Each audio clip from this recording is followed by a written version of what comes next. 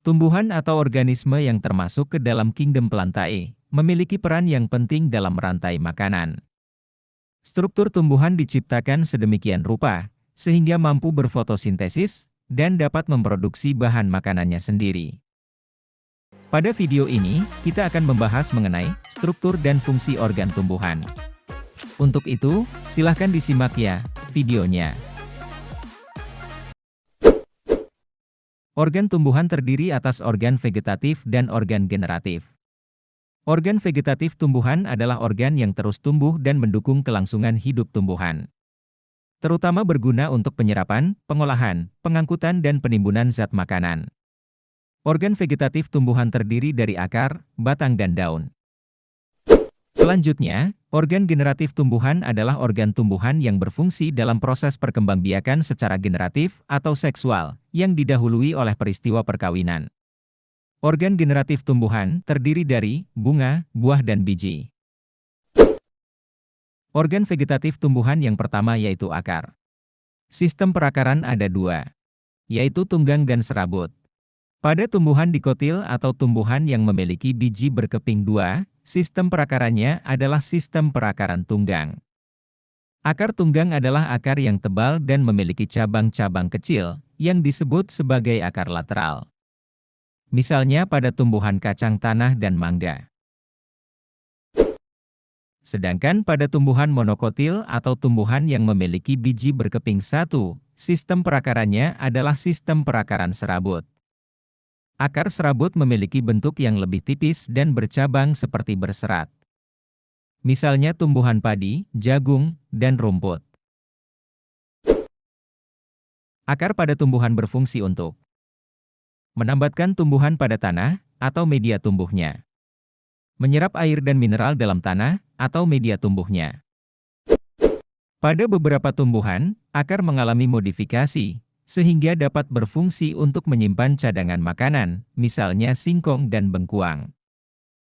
Serta berfungsi untuk menyerap oksigen atau bernafas, misalnya pada tumbuhan bakau.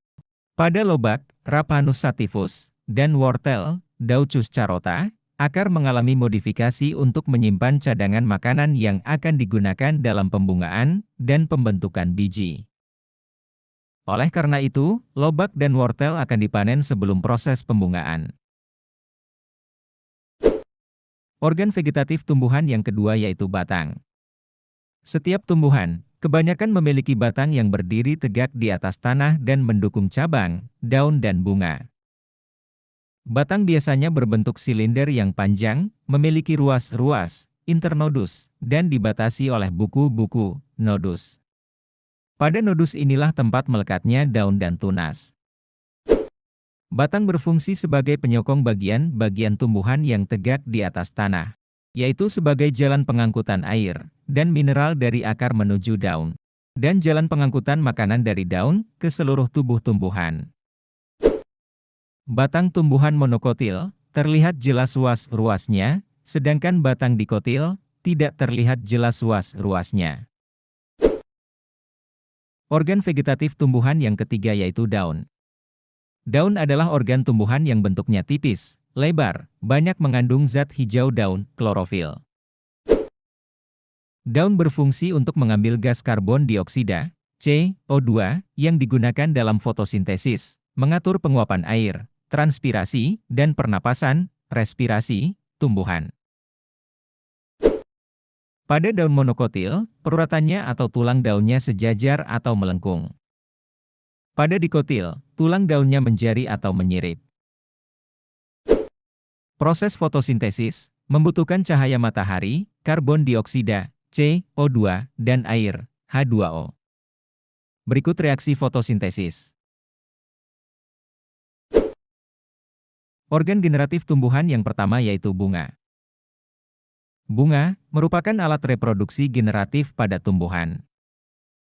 Bunga biasanya memiliki warna yang menarik dan berfungsi untuk menarik serangga atau hewan lain yang dapat membantu proses penyerbukan. Bunga terdiri dari dua bagian, yaitu perhiasan dan alat reproduksi. Perhiasan bunga meliputi tangkai, kelopak, dan mahkota. Sedangkan alat reproduksi berupa benang sari, atau alat kelamin jantan, dan putik, atau alat kelamin betina. Bunga yang memiliki perhiasan dan alat reproduksi adalah bunga lengkap. Contohnya, bunga mawar atau Rosa sp. dan bunga sepatu atau Hibiscus rosa sinensis. Sedangkan, bunga yang tidak memiliki salah satu dari perhiasan atau reproduksi adalah bunga tidak lengkap. Contohnya, bunga pepaya atau Carica papaya, dan bunga kelapa atau Cocos nucifera. Tumbuhan dikotil dan monokotil dapat dibedakan berdasarkan karakteristik bunga, yaitu pada jumlah bagian-bagian bunga. Bunga pada dikotil memiliki kelopak, mahkota dan benang sari berjumlah kelipatan 3. Bunga monokotil memiliki kelopak, mahkota dan benang sari berjumlah kelipatan 4 atau 5. Organ generatif tumbuhan yang kedua yaitu buah.